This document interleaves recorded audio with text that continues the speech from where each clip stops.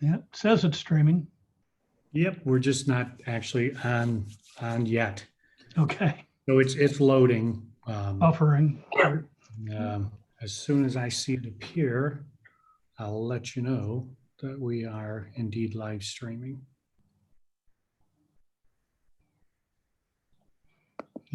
Ann, you want to give that intro? Sure. As soon as Chief says we're all good.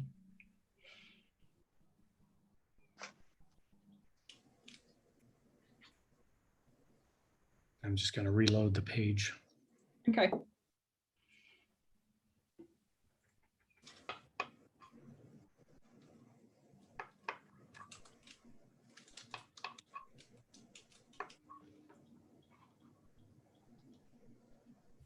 We are good to go. Sure. As soon as Chief says we're okay.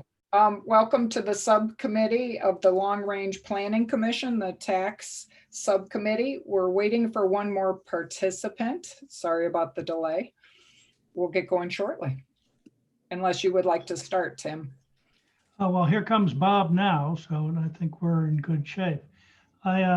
Just as a little data point, the mayor's asked that we change the name of the overall committee so it's more clear what we're about, and just simply by adding the word financial. So we're now the Long Range Financial Planning Committee, so as to distinguish us in particular from the kinds of objectives that the master plan is involved in. So with that, first of all, I would like to thank everybody, both on this subcommittee, but also anybody who is watching on the live stream for participating. This the Taxation Committee is one of three subcommittees of our long-range financial planning effort. The other two are shared services and expenses. And the third one is other sources of revenue.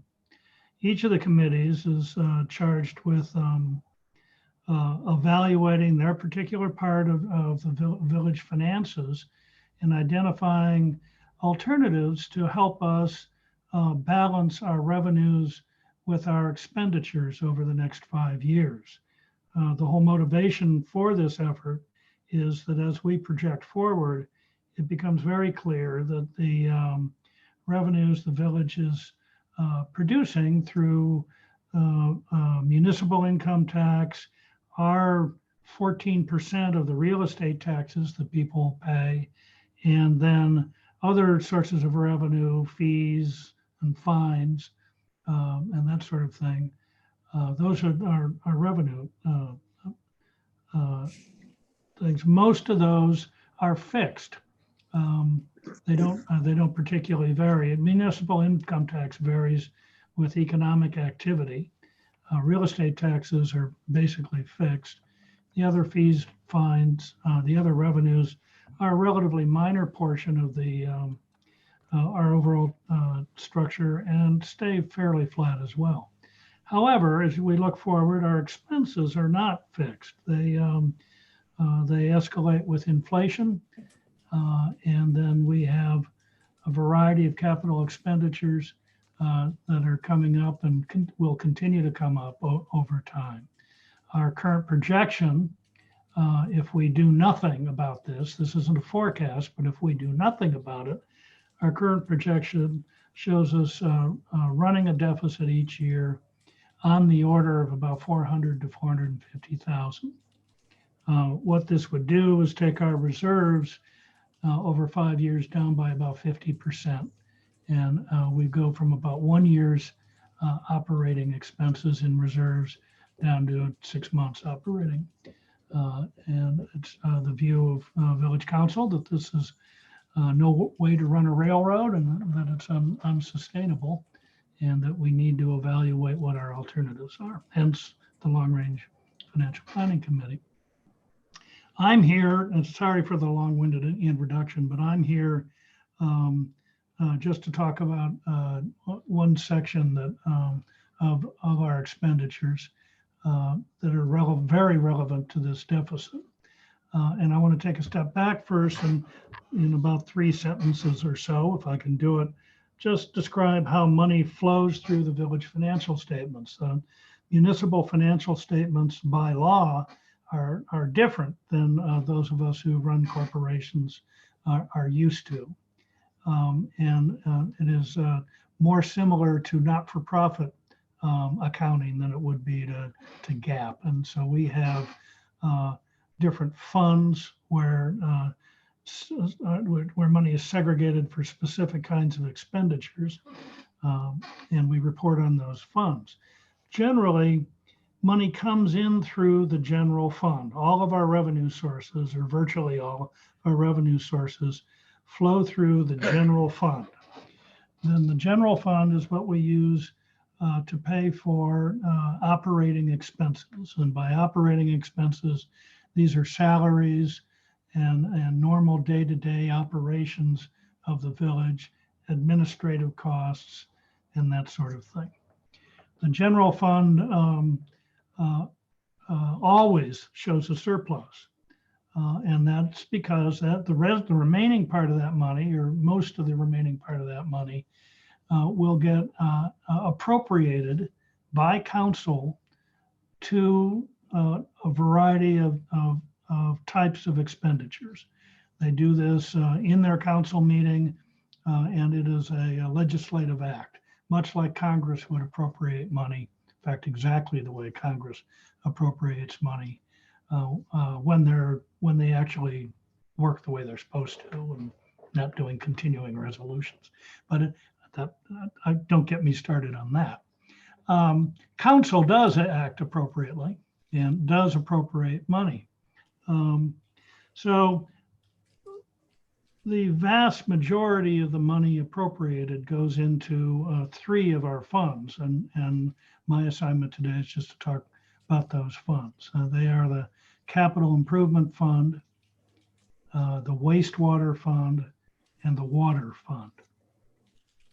I'll talk about capital improvements first because it's by far actually the largest fund, our capital expenditures. It is made up of 3 sections. Both police and fire have capital expenditures. I'll talk a little bit about what those are. You do have, I think, spreadsheets that show the capital expense forecast for 2021 through 2025. And I believe on one of the spreadsheets you also have what historically our capital expenditures have been. So the police is probably the smallest portion of our capital expenditures. That's we buy a police vehicle typically once a year, swapping out older vehicles. Our police vehicles typically are run until they're well over 100,000 miles, usually 120,000 miles or so before we swap them out. But we maintain a small fleet to allow us to patrol. Other expenditures include radios in particular, and cameras, dash cameras, and that sort of thing. Their average capital expenditures is around $66,000 a year. The fire department, most of their normal, I might say, capital expenditures are around turnout gear and protective gear for our firefighters. We do from time to time have to buy fire hose and replace that, and less often, but certainly within the scope of a 5-year plan, we typically have to, there's a vehicle or 2 that we need to replace. In our forecast, we have a used truck that we're going to buy that's quite expensive, $200,000. In 2018 and 19, we bought a more expensive truck, about a $500,000 fire truck. The service department, so the fire department's average capital expenditures in our forecast is about $70,000 a year. Our service budget is by far the biggest. And we forecast around 600,000 of expenditures each year. And in the past, it's run about that. Now, the capital expenditure budget, big parts of it are relatively predictable. We have an annual road program that's pretty straightforward in how much we spend. We certainly know in the previous year pretty specifically what we're going to do in the next year. And it runs, 200 to 400,000 a year. On average, we're forecasting 320,000. And so that's reasonably predictable. However, additional road repairs and our annual road program are often, our expenditures are often supplemented, or in some cases, I would say replaced by expenditures, matching expenditures or portion expenditures from the state or from the county. Sometimes these are grants. Sometimes we get on a list of priorities and then we get funded. This is very difficult to predict because the county and the state will weigh our priorities against every other municipality's priorities and determine what their priorities are. And sometimes we get funded and sometimes we don't. And so it can give us pretty wide swings in what our net cash out is. Additionally, very often we'll do the work in one year and wait until the next year before we actually get the money back from the state or county. We have a big expenditure in 2024, which is, I think, to replace the salt barn at $150,000. But other than that, our overall service capital expenditure budget is going to run on average around $600,000 a year. Tim, I think it's important too to note that all of the road program currently is just the mill and fill. We don't really have a schedule right now for actually rebuilding the roads. Right. When that comes about. I think they've been doing mill and fill for about 20 years. Yeah. So we're not taking it down to dirt and rebuilding roads, and we don't have that in our plan either. It's part of what keeps Gates Mills quaint, I think. And now that said, what I often say in council, and I think it's important for us to keep front and center, is that our village government is what you want it to be. It is a pretty minimal government, and our priorities in Gates Mills, our single priority is to protect the welfare of our citizens. And so that means we have a fire department, it means we have a police department, and it means we keep the roads safe. And very little else of what we spend, it falls outside of those categories. Now, with that in mind, I'm now going to move to the two other funds, which are wastewater and water. Let me take water first, because there's some good news on water when you look at it. We have been paying off a loan that we took when we put in city water into Gates Mills, which happened, when did that happen? 10 years ago? 97? In 97. Was the earliest, yeah. Yeah, that loan, we are done with that loan coming up this year. So that's a cash outlay that will cease, and that is indeed good news. But we did have, oops. Go ahead. I was going to say, but we did have the special assessments coming in to help pay for those as well. Yes, that's right. So paying the loan was, the reason we ended up with a loan was because not everybody in the village tapped in. And but those who did helped fund and funded a significant portion of moving to city water. Going forward, we're making it economically viable for people who previously didn't tap in to now tap in at a tap-in charge. I think it's 16.5. Is Yes. that right, Janice? Yes. 16,500. So if somebody buys a house, wants to get into city water, it'll be a fairly reasonable expenditure to make that happen. There are expenses going forward, maintaining our, city water that we certainly have to pay for. So it's not that we won't have expenditures, but we're going to go from in 2019 it was 167,000, and by the end of the plan period, it drops to 40,000. The wastewater fund funds the wastewater treatment plant that is at the corner of River Road and Mayfield, and the village itself, and the commercial district, and St. Christopher's all tap into that. The major expense in wastewater is roughly $200,000 a year, although it can vary quite dramatically from year to year. And that is that we are required, that facility is required to be inspected once every single day by the Cuyahoga County Water Department. And we are to pay for that inspection. And as I said, that runs about $200,000 a year. And that's primarily what the expenditure is in there. Are there any questions about all these numbers we just threw at you?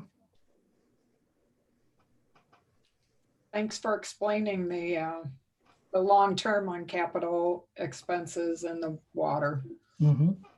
Happy to do it.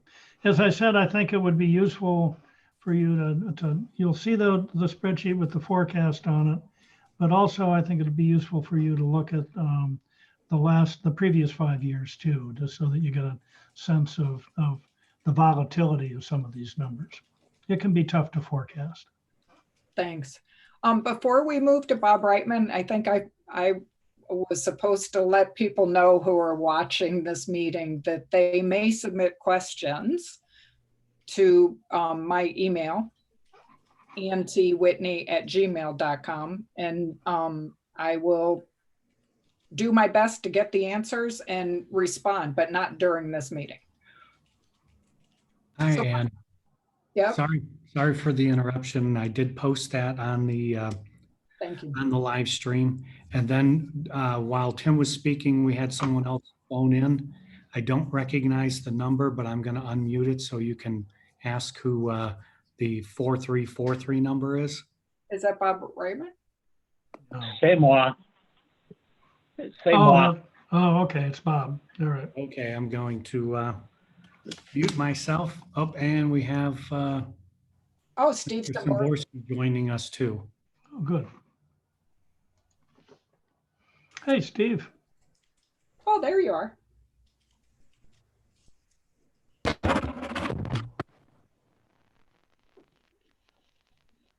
You're muted, Steve, but I don't know if you can hear us.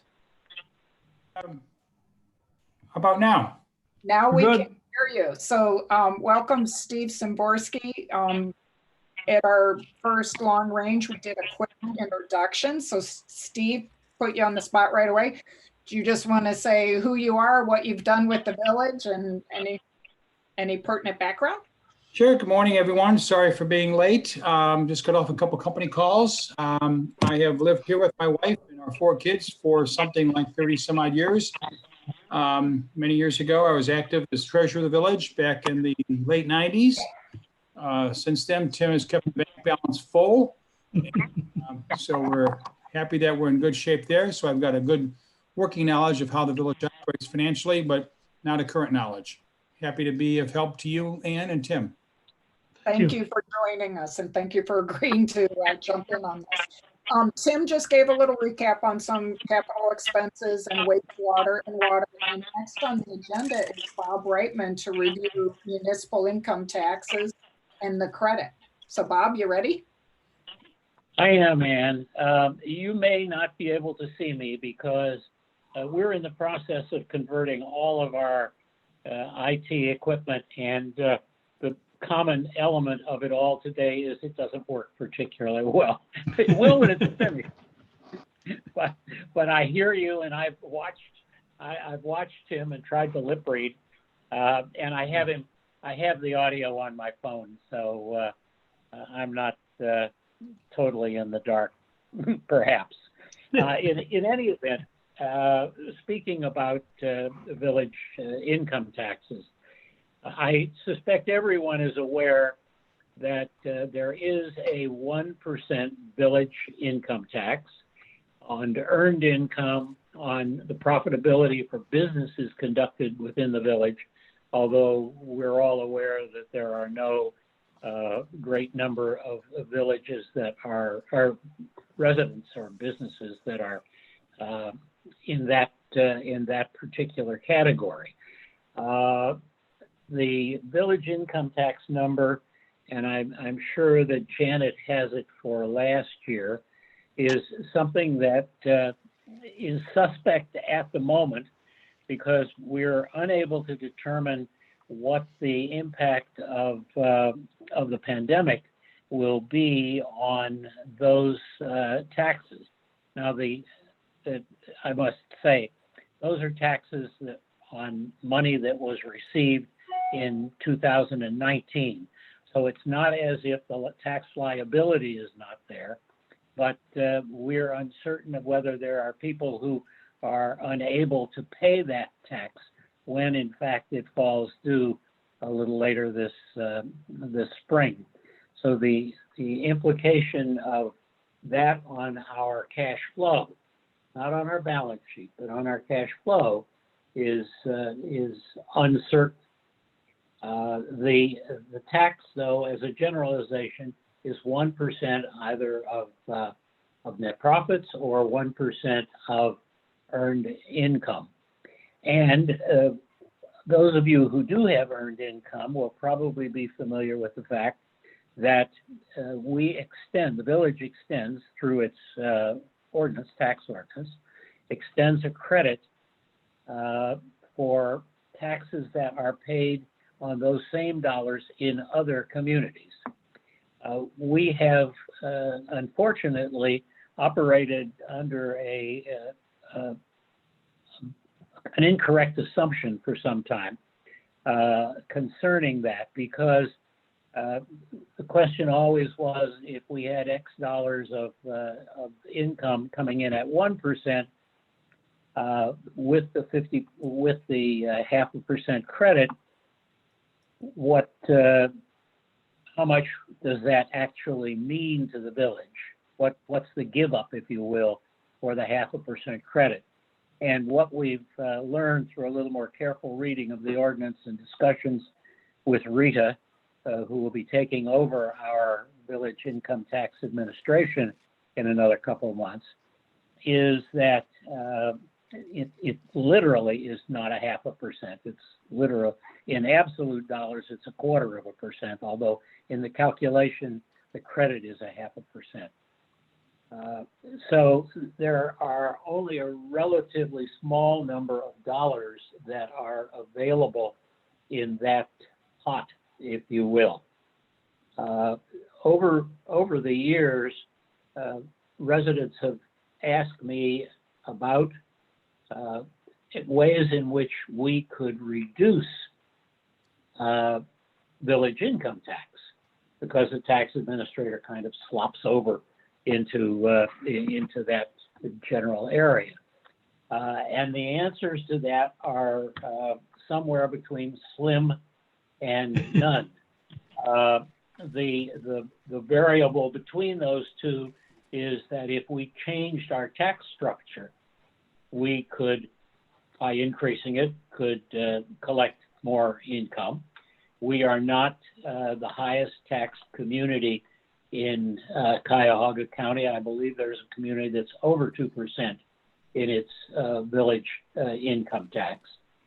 But there's little flexibility in altering the income that we receive from our real estate taxes, because only about 17% of our real estate taxes come into the village coffers, and the balance go to county-wide assessments like the Health and Human Services levy, like any other county-wide levy that is on the ballot. I think Metro Parks falls into that category, and the school tax, of course.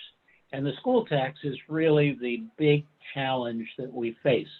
A number of years ago, I was asked to determine the possibility of moving to a tax district that was less expensive, if you will, than Mayfield Heights. The principal reason being that very few students from Gates Mills go to the Mayfield school system. Perhaps a larger number are in private schools that surround the village. I don't think, yeah, well, Fillmore is in the village. So those dollars. And we did a study. I have not updated it, and I would be happy to do it if the committee decides that that's some data that they want to see. But what we determined was that the cost of the Mayfield School District is not significantly disproportionate from the cost of the Orange School District or the Chagrin Falls School District. Those two are contiguous districts to the Gates Mills district. There's a very significant challenge to changing school districts. Aside from the very obvious one, which is that the district that loses you, particularly in a circumstance such as ours, in which we pay literally tens of thousands of dollars for every Gates Mills student who goes to the Mayfield School District. Someone once suggested, and it wasn't far from wrong, that we could put each of those students into one of the private schools, pay the tuition, and have some change left over for ourselves. So that is, there is the cost, and this is raw speculation, but were we to attempt to depart from the Mayfield School District, because of the significant disproportionate amount that we contribute to their annual operating budget, it surely would be protested by them. And at one time, I think the estimate was that without any certainty of achieving the goal, we probably were looking at a legal bill of 6 figures. And so we've set aside, I was going to say dismissed, and that may be harsh, but we've set aside that idea. The way we can affect our income from village taxes is by increasing our levies on real estate or by increasing our tax revenue. We could increase it a little bit by reducing the credit that we extend, but in absolute dollars, and the RETA people have agreed that they will gather this data for us.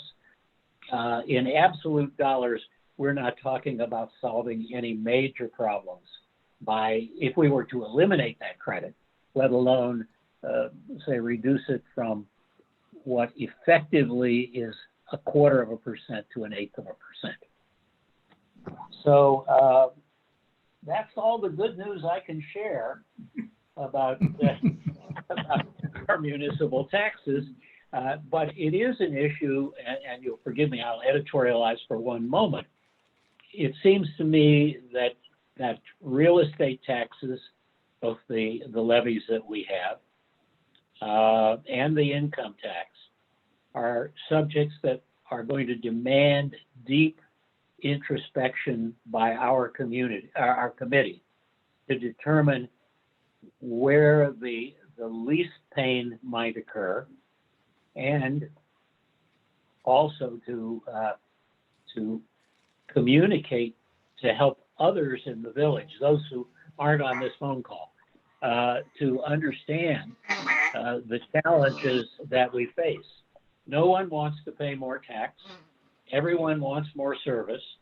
The problem is that those two things are mutually exclusive. And we're going to have to find a path, it seems to me, in that area unless we are prepared to significantly alter services in the village. And that would be a way to save money.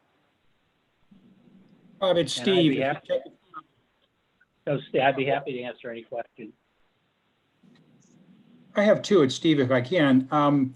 For the point of context, is the earned income in the village over the last 5 years going up or down, and roughly by what percentage? As people are aging out, if you will, and retiring, and some moving out of town, full-time or part-time, do we find that the base upon which the 1% is applied is growing or shrinking? I'm sorry, Steve, not to give you an explicit response to that question because it's a question that we need to understand. But what we do know is, for example, that within the last couple of years, we lost the largest single taxpayer in the community to retirement. Now, on the positive side, within that same period of time, we gained another taxpayer who may be a significant contributor to us. But as a generalization, our income from the 1% tax has not fluctuated a great deal. Okay. Janet, Yeah, would you agree? I'll just read off the numbers for the last 5 years. I'll round them a little bit. For municipal income tax receipts, it's been $1,755,000, $1,654,000, $1,558,000. 2018, it went up unexpectedly, $1,943,000, but that had to do with a very special pension-related payment. In 2019, it was $1,752,000. Our budget for 2020, in the projection, we've reflected Rita's opinion on what the impact of COVID may be on our receipts, and we're projecting $1,450,000. But then in our from there on, it goes back up to $1,750,000. It's reliably consistent for the last 7 years. Thank you, Tom. Yes, yeah. Regretfully. Yeah. I would say that real estate taxes have been even flatter. They're very predictable. Bob, do you think that Rita could gather some of that information for us? I mean, does Brian need a lot of time, or? I have no doubt that they can gather it based on things that he has told us. I would hope that we could do that without getting in the way of the conversion, which is underway at the moment, from CCA to Rita, and the startup that they're hoping to have in place for June the 30th. But that data is there, and they are most cooperative in mining it for us. Great. I think others may agree that it's hard to compare municipalities, but I would encourage people on the committee to go to Rita's website, and they list all the municipalities and what rates they have in place, and if they have credit. It's just interesting for comparison basis. There's a couple of things that you want to consider when you're looking at those rates on any individual community. You want to think about the amount of commercial activity versus residential activity. Gates Mills is very heavily skewed, as you know, to residential. And you also want to think about the demographics of the community, split between those on fixed incomes and those on earned income. And they vary from one place to another. Any other questions for Bob? Bob, can you explain, we have a 0.5% credit, but I didn't follow why you said it's actually 1/4 to 1/8%. And can you explain that? What's It's in the language, Jim, of the ordinance. It's a subtle distinction, but our 50% credit is against 50%. So a full credit is 25%. And if we were to cut that, it would be some fraction of that number. right? Well, that's 0.5%. I would think that sounds like it's small compared to other municipalities. Is that correct? Right. And I think they say it's, we have a 50% credit up to, or 50%. half a percent credit up to 50%. Does that sound right, Bob? Yeah, that's the language. Okay. It may well be, Jim, relatively low. It's actually probably very close to the mean. There are some communities that have larger percentages. There are some that have smaller ones, but 1%, 1.5%, 1.25% are the area in which those things exist. And one of the things, of course, that we need to take into consideration as we gather this data is that 1% does not impact retirees like me. It only attaches to people who are wage earners. And so if we look at the demographic of the village, we need to understand what the source of taxes are for those folks. And that's one of the things I think that Rita will be able to offer to us, some insight into that data. And if you did increase or change the muni income tax rate, what is the process in order to do that? That has to be done by a vote of the electorate. We can alter the credit, but we cannot increase the rate. And the same is true for our levies. We have been for, I believe, 20 years, Janet, correct me if I'm wrong, but for 20 years, we've not had a new levy. We have renewed existing levies. And the magic of a renewal, if it's magic, is that the appraisal of the real estate does not change. So that when you renew a rate from 1986, you are getting exactly the amount of tax that you got in 1987 on that particular levy. If you were to allow those levies to expire and to vote a new levy at the same rate, that rate would apply to an appraisal of real estate today. So that's aside from the fact that we don't have a lot of building lots being developed in the village. That's another reason that kind of caps, if in fact our property values are going up, and I'm not opining on that, but if we were to vote new levies for the same percentage, they would attach to a current appraisal.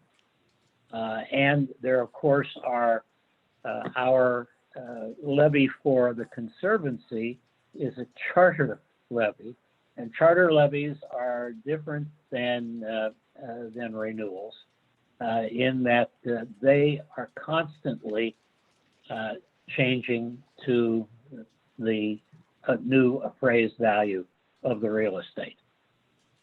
But that again is an amendment that, or an action that has to be taken by the electorate.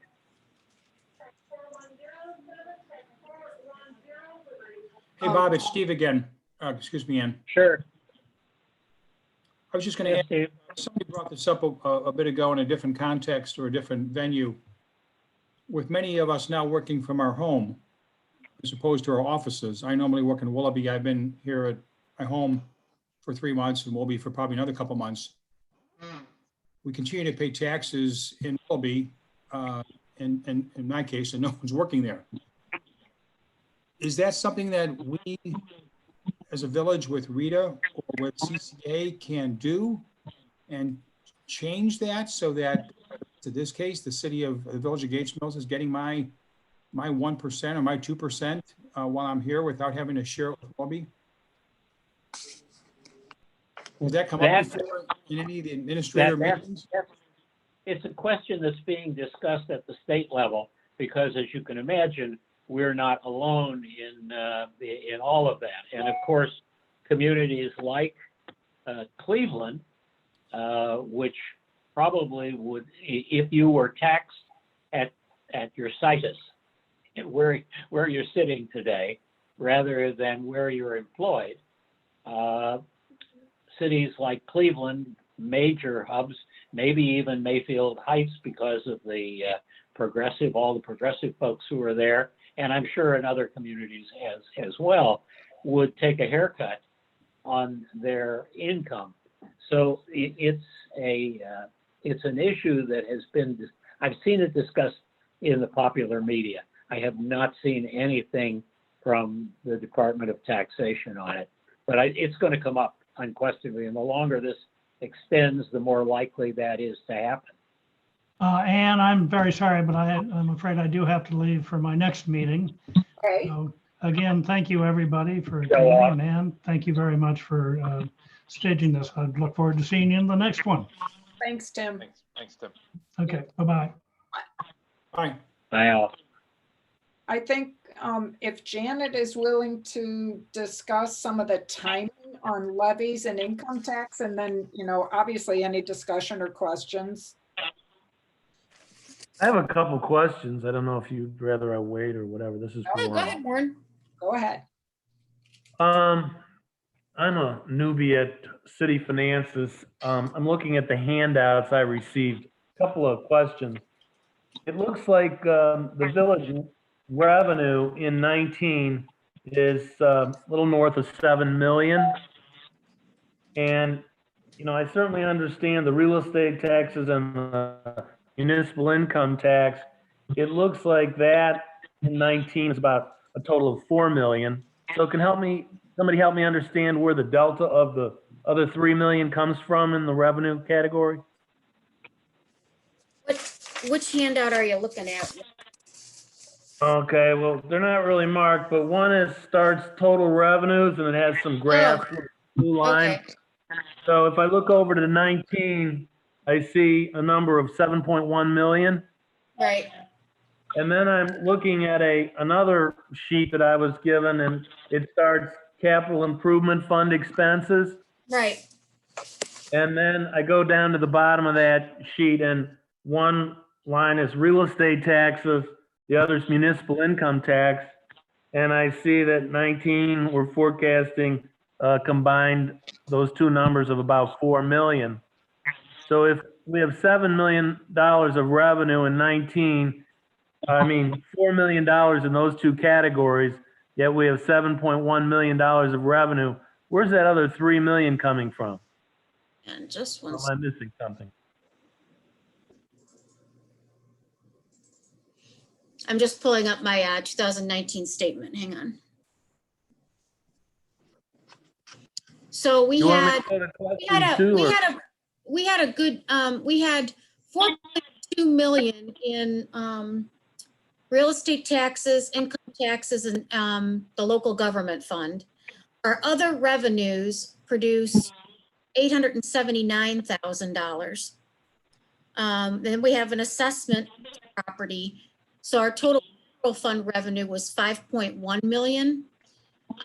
In other funds, we actually did, we had receipts in those funds that helped bring up another $2 million in revenue. So, but those revenues, some of those would have been transfers from the general fund into these other funds. And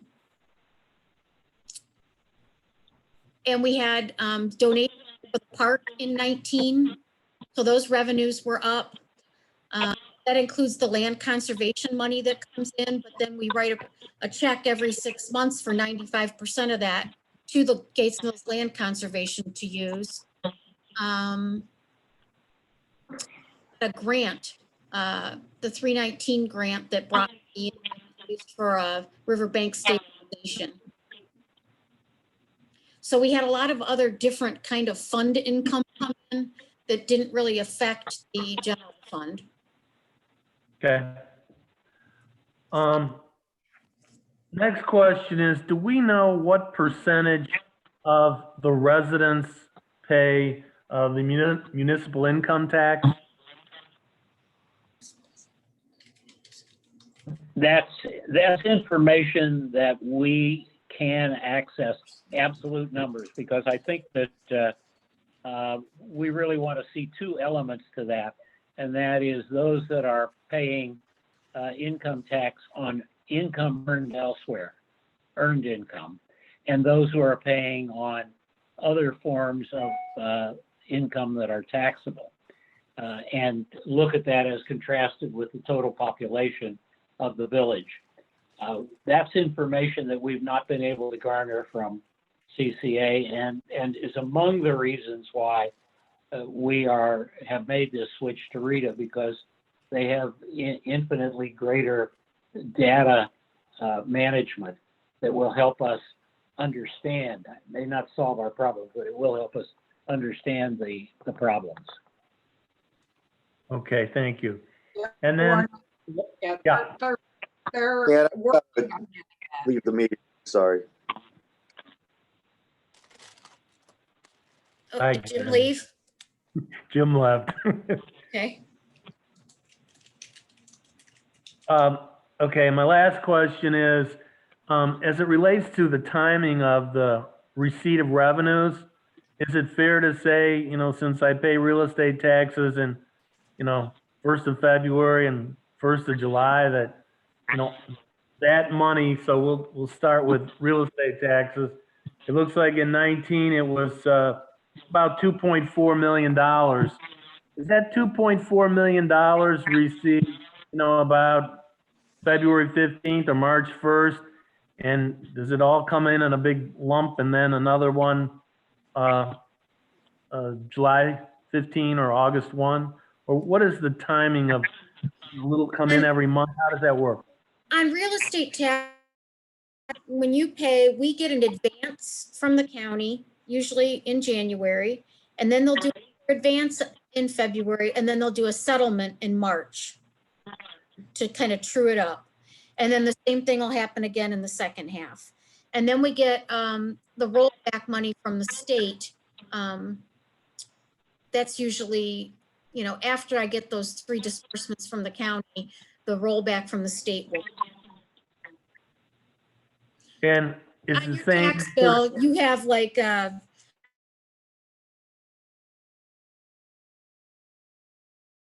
that portion of the taxes, they'll send it to us.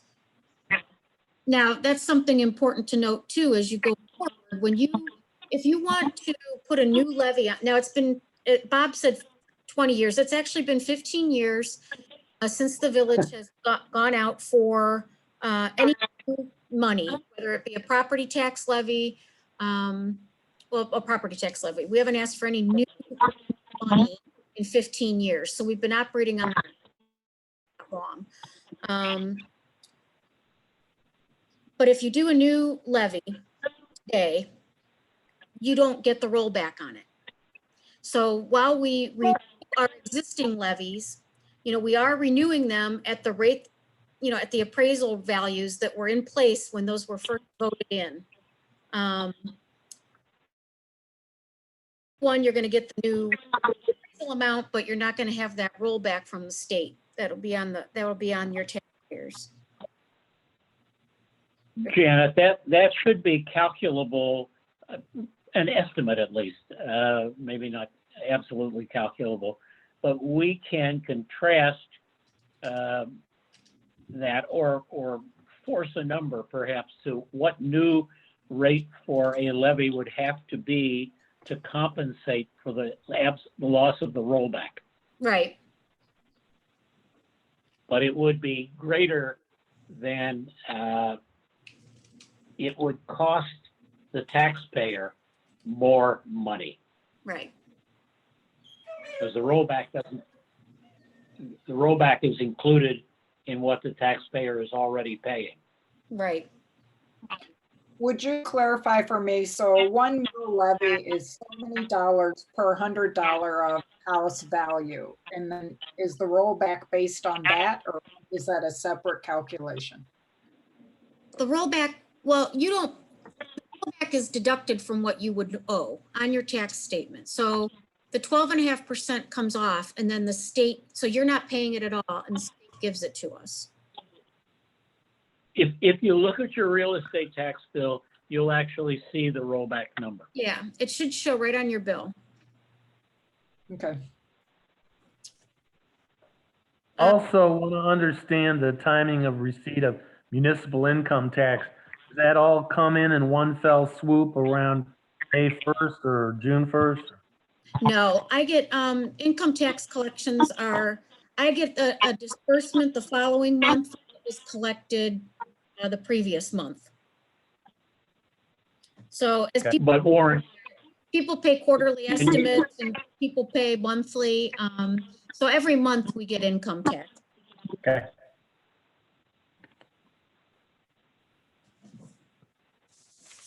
Janet? and for those people who are taking the maximum extension on their filing till October the 15th, we would get any additional tax that they would pay as part of that filing. There shouldn't be any to start with, because you don't have the flexibility of paying later. You only have the flexibility of filing later. So you should have estimated your actual tax liability. But if there was anything that came about as a result of that late filing, we would get that probably in December. Okay. So as far as, you have a sheet that shows our current levies, inside millage, outside millage, and then the tax district percentage report.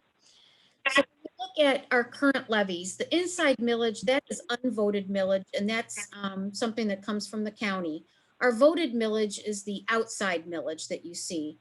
So the 1 mil of land conservancy is the charter millage that Bob referred to. That stays with the current appraised values in the village, and it's received and then distributed, 95% of it is distributed to the Gates Mills Land Conservancy. That levy, you'll see it says tax year it expires is 2020. So on this sheet, this is from the county, when next year expiration date of 2020, that means that gets collected in 2021. So that levy will stop being collected after 2021. You see on there, we have, it says there's one on there that expires tax year 2019. We actually voted last year to renew that one. So it's already set to it'll go back on.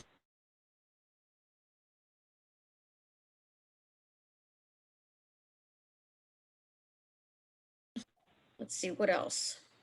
Or 2024, I'm sorry. They're all 5-year levies.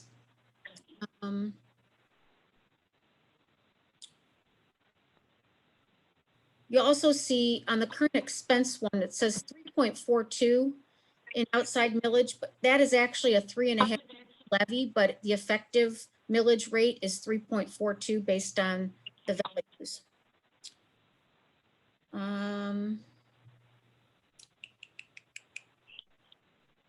What else can I tell you? So these have all been on the November ballot, but a levy may be placed on a May ballot?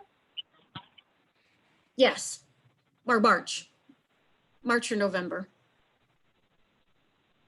It's my opinion that November is most up front. So we did, my philosophy on the levies is you don't, at the last opportunity you can. So if I, if we would have waited until this November to put the one that expires tax year 2019, if we waited till this November and for some reason renew, we wouldn't be collecting that money next year.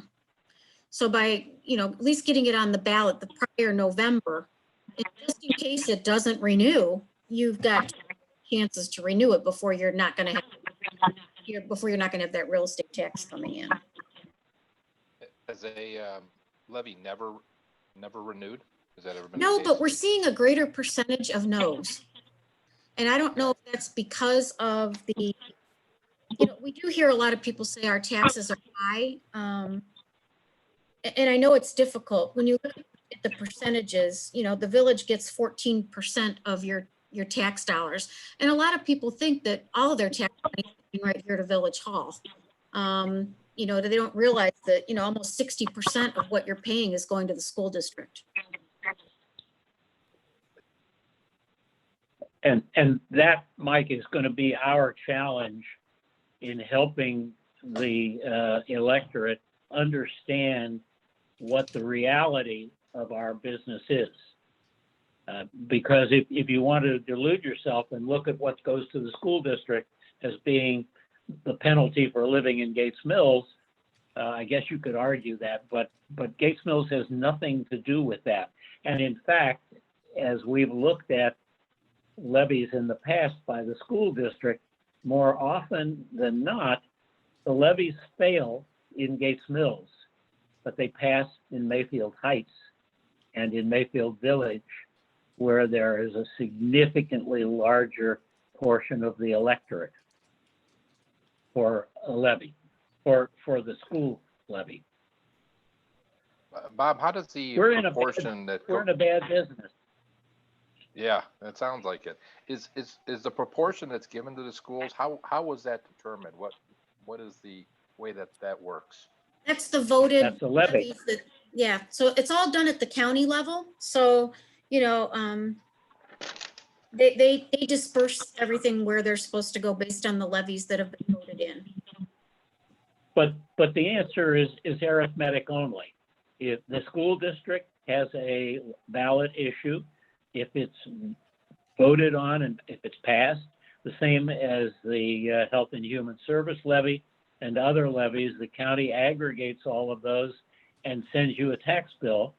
And you then can go back and determine how much of your tax bill benefits the school district, the village, or any of the other organizations that share in that. But the school district doesn't determine how much they're going to get of our taxes, except Right. by getting us agree to an absolute number levy. Right. Does that make sense, Mike? I think so. Learning as I go here. It's a lot to take in. So Janet, just as an example, because I have a thing about timing, if we were to recommend the council were to keep going on, say, an income tax increase, that would maybe go on at November, but how far ahead do you have to put something on the ballot? Well, I think the easiest thing Bob, we kind of talked about this with Rita, but I mean, if you're going to do an increase, it's better for the residents, if it's better at all, is to do it so that it's effective as a January 1st date or a July 1st date. I think that makes it smoother in all the calculations is what we're gathering. So if we did something at a November election, we could make it for January 1. It can go into effect that quickly. Yes. Okay. This is Warren. It seemed to me that Is Tim there- said that we have about a $400,000 a year deficit. Is that a fair statement? Yeah, 4 to 450 right now.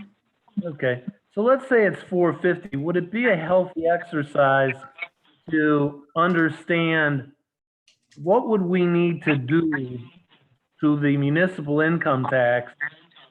And also, what would we need to do to the real estate tax to show to the residents, okay, we need to raise 450 annually, and let us look at what does that mean from a municipal income tax increase perspective? And also, what does it mean from a real estate perspective? Well, Just we know put it that, like, right now, if we put in a 1 mil levy right now today, it would, 1 mil would equal $221,041. What was that again? 1 One- mil equals, Equals $221,000 roughly. so we need about 2 mils to right the boat, if you will. 2 mils, yeah, for, that would, but then you're just meeting. You're just meeting. So Warren, I'll weigh in on the world according to Ann. And we've been running a, whatever the deficit is range, but if you're thinking of a $450,000 deficit, if you look at our capital expenses through the years, since we lost the inheritance tax, we have been spending less on, in my mind, infrastructure. As Janet was saying, we have not been really doing structural road repair. We've been doing mill and fill, is that what it's called? Yes. So my fear is, and I get pushback here at home about taxes, but my fear is that what we do will not really help us to solve the problems and to keep the services the way we expect them. So if a levy has to pass every 5 years, and I don't want to do something that's going to fill the gap right now, and then in a couple years, there's going to be another long-range financial planning committee. So the 450 is valid to think about, 4 to 450. However, if you look at those capital expenses, the village has been running really lean, and I just don't know how sustainable that is long-term. And the other question that we have to contemplate is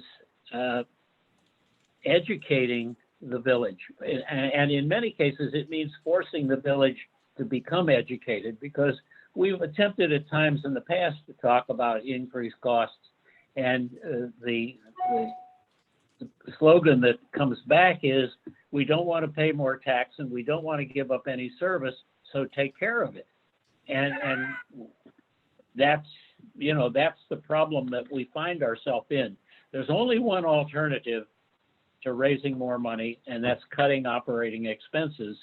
And then once we have absolute confidence, and I think we're getting unfortunately very close to that, but once we have absolute confidence in our costs, then we have to say to the villagers, are you prepared to give up something? And if so, what is it you are willing to give up?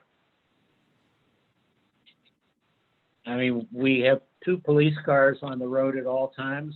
Are we able to have one? What are the problems of having only 1 police car on the road at all times? There are safety issues that motor vehicle accidents, other problems, people loitering around property, etc. So we've got a tremendous educational challenge ahead of us to, in some instances, to force people to listen to us, but also to understand in relatively uncomplicated terms the challenge that Gates Mills has. That, and I think for those of you who haven't heard this before, and when the inheritance tax was in place, the village was using all of that to do its capital improvements.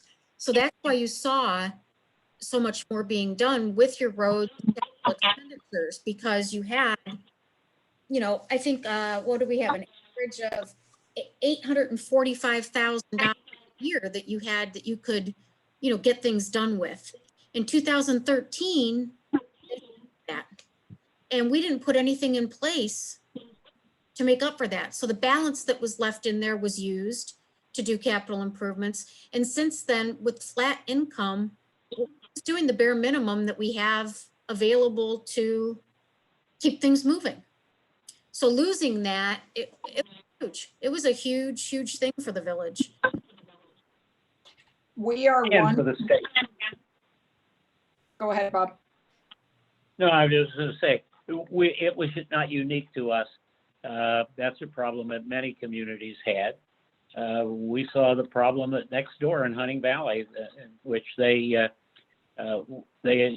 elected to take the Leonard tax proceeds and put them into long-term investment, and suddenly they didn't have enough money to operate their village.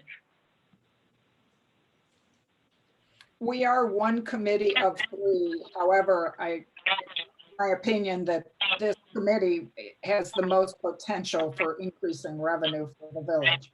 So I brought it up to be on the agenda to think of what range we are shooting for. So it is kind of a moving target, and we're not the only thing in the basket. However, I do feel we are the main thing in the basket.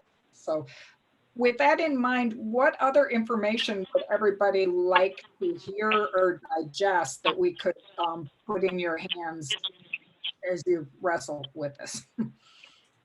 Is it possible that, Janet, you reeled off a bunch of expenses. Either I'm missing the spreadsheet or I didn't see it, but if it's possible to get that detail, that would be helpful.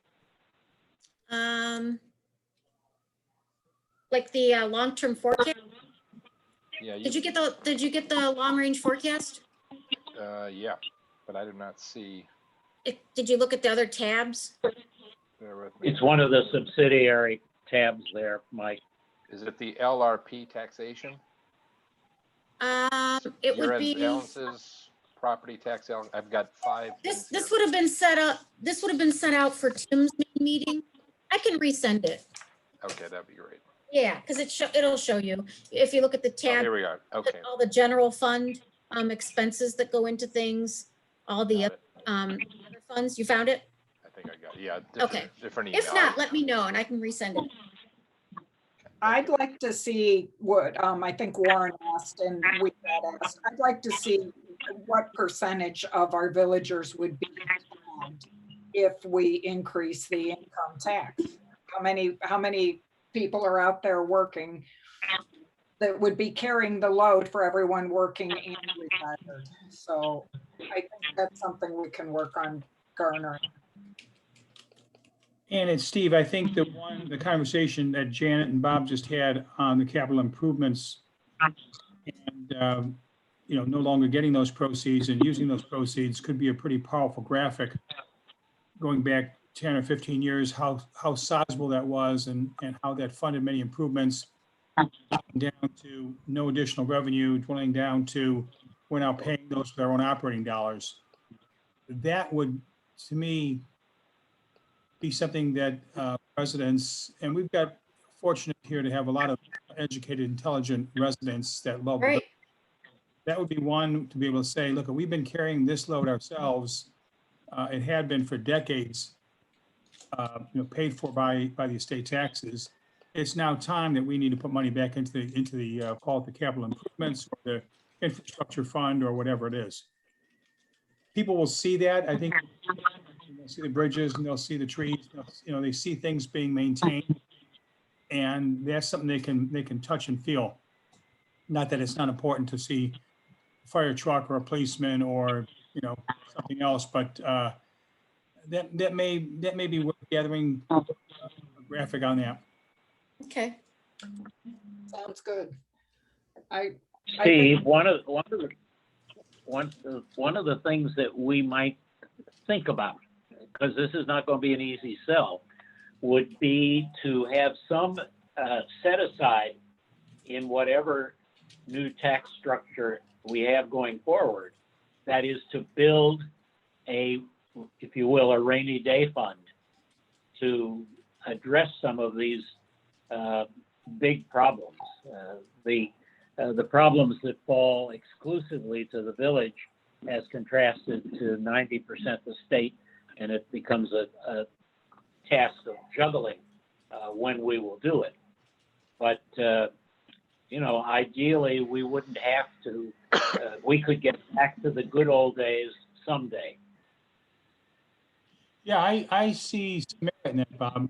I'm going back to the 90s when I, was involved and sat in your chair or Tim's chair, and things have changed. It's funny, the school levy because I can remember distinctly back in the 80s and the 90s when we had school levies, Gates Mills, despite the fact that we had no more children going to the school than we have today, always passed, were more yeses than nos. It's interesting that it's flipped.